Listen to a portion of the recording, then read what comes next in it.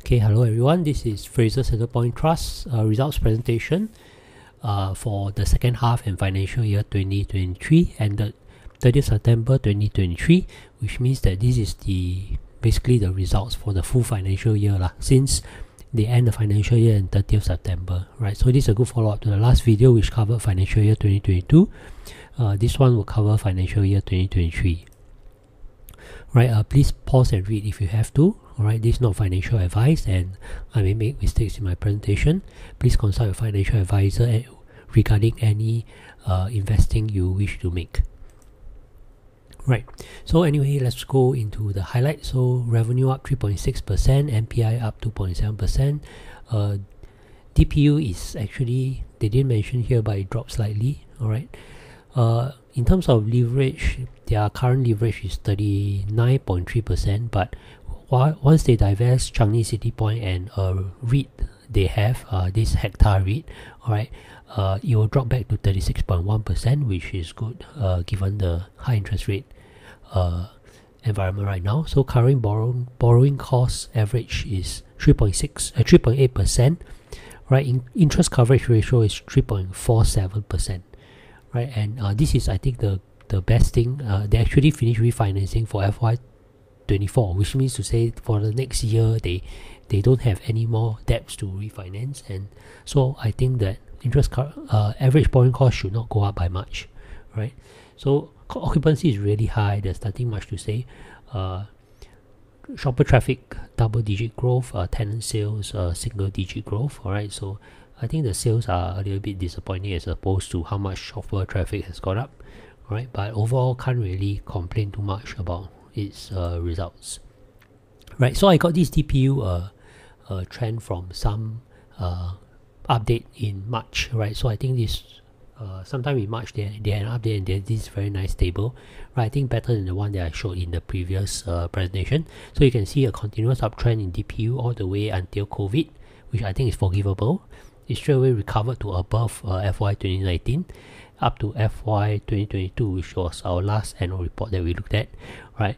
However, if you look at this year, right, so this was FY 2022, you can see here 12.227, right? It has finally dropped slightly to 12.15, right? So it dropped by 0.6%, right? Given the challenging environment, I think it is not unexpected that DPU might have dropped slightly, alright?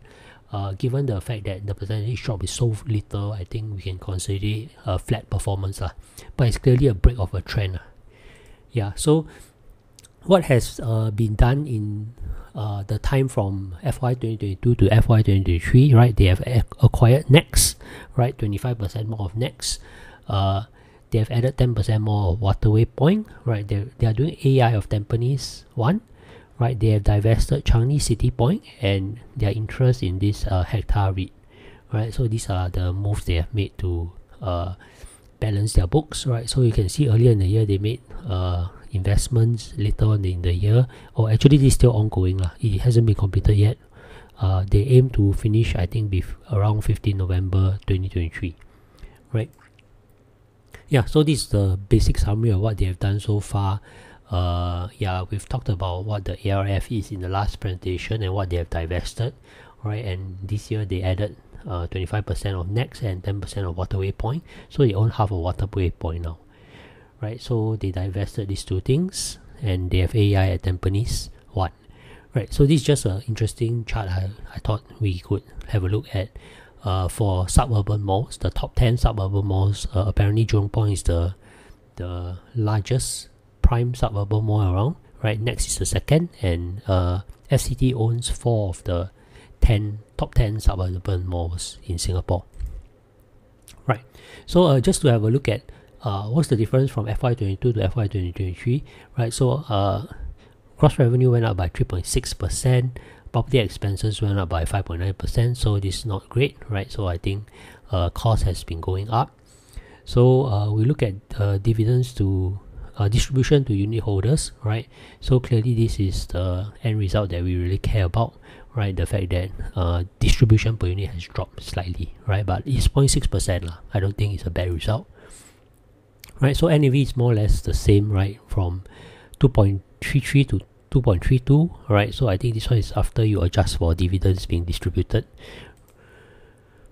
Right, so this is the thing that we are concerned about. Right, currently the leverage is a little bit high as opposed to their average. Right, I think in the last annual report we saw that their average leverage is around 30 to 33%, and at this point it's really high at 39.3%. So they are bringing it down to 36.1%, assuming they can get rid of Changi City Point as well as their hectare REIT. Right, so interest coverage ratio is slightly lower at 3.47%. Right, so again, not really good thing. Okay, cost of debt all in has gone up by 0.1% at 3.8%. Yeah, so generally their credit rating is BBB. Alright, so at S&P and Baa2 at Moody's. Right, so I think this is still okay. It's not the very good credit ratings, but it's still a stable rating. Right, so I think this is the best thing that probably they have done so far, is that they have already settled all their refinancing for next financial year. Right, so we anticipate that next financial year probably interest rates will stay high. Right, so this is a good thing. They don't have to worry about interest rates. Their next refinancing having a higher interest rate lah. Yeah, so this is just sorting by their largest properties. So have a look at what their largest properties are, like Causeway Point and North Point City North Wing. Right, so this is very good results across the board. You can see that retail portfolio occupancy is more or less everywhere better, right, except a slight dip at North Point City North Wing. Right, other than that everything goes up, so it's very much fully occupied. Right, you can see that revenue and net property income has all gone up. Right, so this is really impressive lah. So everything has gone up from the last financial year. Even Century Square, which was the underperformer, right, if you remember in the last financial report, Century Square and Changi City Point were those that had negative rental revisions, but this time they have gone positive again, so that's a good thing. Right, so this is just a outlook for the near term for FCT. Right, so what are the positives that could help FCT? Population growth, right, steady growth in medium income. Right, tenant sales seem to be getting better. Right, GST increase. They are thinking that because of GST increase next year, right, it's possible that tenant sales at the end of the year will be higher. So people will try and beat the GST increase by buying in 2023 December latest. Right, so there is a assurance package for Singaporeans to help them tide over the GST. Right, so headwinds are higher oil prices. Right, so this leads to higher energy prices and operating expenses. Right, so this is one of the issues whereby the cost of running the malls have gone up. Right, higher for longer interest rates. Right, so if the interest rate keeps staying higher in FY 2025, then it will still impact their cost of loans. Right, so that will obviously lead to lower DPU. Right, manpower costs is increasing with inflation and higher water costs. Right, so with that completes our update for FCT. I think overall the results are pretty good, right, given the circumstances that they're operating in. Yeah, so thanks for listening.